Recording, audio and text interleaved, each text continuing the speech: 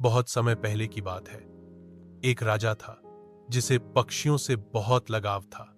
एक दिन एक व्यापारी राजा को एक बोलने वाला तोता उपहार में देता है।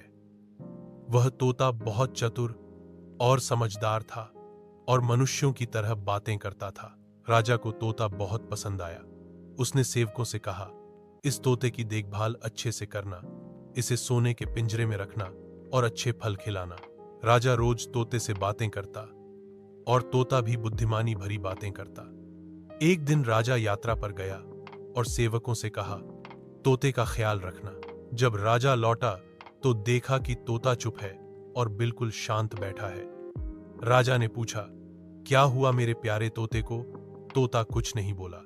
राजा चिंतित हो गया और वैद्य को बुलाया।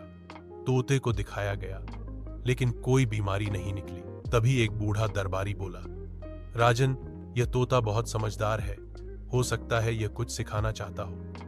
राजा ने तोते से पूछा, तू चुप क्यों है? तब तोते ने धीरे से कहा, राजन, जब मैंने देखा कि मेरे जैसे कई तोते आजादी के साथ उड़ रहे हैं और मैं यहाँ एक पिंजरे में बंद हूं, तब मैंने सोचा कि आजादी ही सबसे बड़ी खुशी है, इसलिए मैंने बोलना बंद कर दिया। राजा को बात समझ आ गई। उसने पिंजरा खोल दिया और तोता उड़ गया, लेकिन जाते जाते कहा, राजन, आजादी सबसे बड़ा सुख है, बंद सोने का पिंजरा भी परों की उड़ान नहीं खरीद सकता।